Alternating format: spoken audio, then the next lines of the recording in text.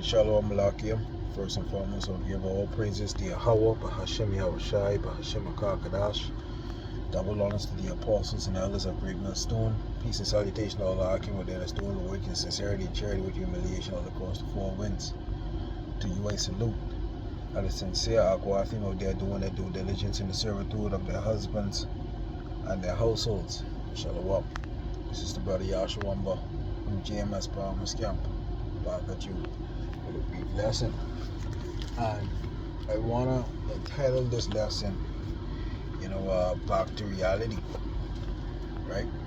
Because after all the pomp and circumstance is gone, after all the glitz and glamour is gone, what are you left with?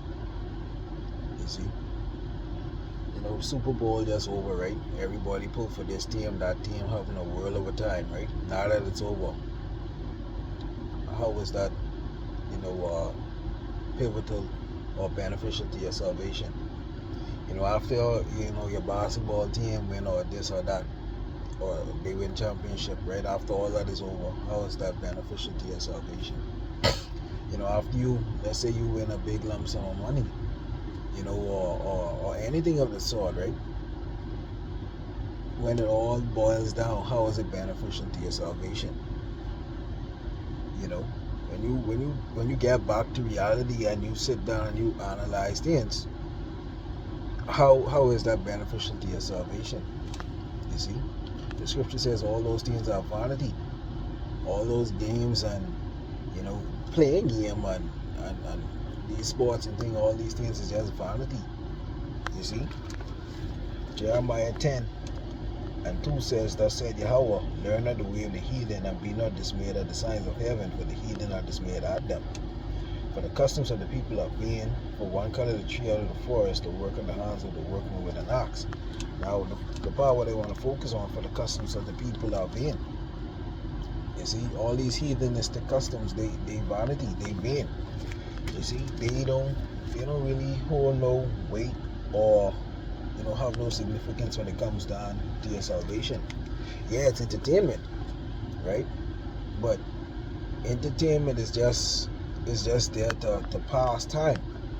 You see, honestly and truly, our entertainment is supposed to come from searching out the scriptures. You see, there's a precept that goes into the opportunity. Wisdom comes from the opportunity of leisure. Like what you do in your leisure time, what you do in your extra time. That's how you come to wisdom. If you spend your leisure time or your extra time searching out the scriptures, you'll become a learned man. If you use the majority of your leisure time or your extra time to do, nonsensical things or vain things, or earthly things, you become a more earthly being. You see? Another precept what I want to touch on here, right? Psalms chapter 94 and I can start at verse 10. You see? Because even though when we're going through these things, right? All the while you're sitting there watching these things, you being chastised, or you being watched by the angels. You being watched and you being recorded. You see, again, ain't nothing really wrong with watching them, but it's how much time you spend doing these things. It's how you spend your leisure time. You see, because at the same time, when you immerse yourself in those things and certain things happen to you, it happened to you unbeknownst. You ain't even aware of these things going on. That's how come inside this truth. You have to be sober and you have to be vigilant. You see, being sober don't only mean like not drinking or being incoherent or having like a substance in your body in a way. Being sober minded is not having your mind being so occupied and cluttered with the worries of this world. You see, Psalms 94:10 says, "He that chastiseth the heathen shall not he correct? He that teacheth man knowledge shall not he know? Yahweh knoweth the thoughts of man, that they are vanity. Blessed is the man whom thou chastenest, O Yahweh, and teachest him out of thy law, that thou mayest give him rest from the days of adversity, until the pit be digged for the wicked." You see, when you come back to reality, and you understand, why certain things happen to you, you immerse yourself in the scriptures. You know, that's you understanding why you're going through these chastisement. You see why the Most High putting you through certain things. You see, but again, we can't get so caught up in the things of this world that you lose track of, your true purpose. You see, we can't lose track of our true purpose. You see, Ecclesiastes, Salakia.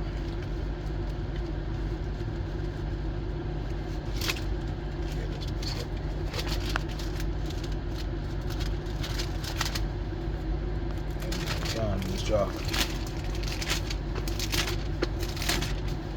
the true purpose. Because time running up. When you read the headlines and all these things what's going on in the world, time fast tracking. We are ready in the 11th of February, 10th of February. A whole month already passing and the time moving just like that. The scripture says the Most High would hasten the days for the elect's sake. You see, the days start to feel shorter, the night starts to feel shorter. Anytime you feel some form of fulfillment or earthly things, it don't even last long. When you deal with your woman, the feeling don't even last that long. When you achieve something in this world, it don't last that long. When you accomplish a milestone, an earthly milestone, it don't feel that long. It's a fleeting feeling. You see, but when you achieve things in the spirit, that stays with you. That bliss that you feel from searching out the scriptures and discovering things and learning new things, that stays with you. You see, Ecclesiastes 12 and 13 say, let us hear the conclusion of the whole matter. Fear Yahweh and keep his commandments, for this is the whole duty of man. You see, our whole duty is to fear the Lord and keep his commandments. You see, you can't fail when you do that. When you have the faith in Yahweh, Shem Yahushai, and you have the wisdom of the Lord, what more could you ask for? You see, a lot of times you get sidetracked. A lot of times, because of this sinful flesh, you start to veer off. But you have to stay on the straight and narrow. You see, yeah, it get difficult sometimes. Yeah, you fall off sometimes. But you have to keep the faith in Yahweh Shem Yahushai, that he keep you on that straight and narrow.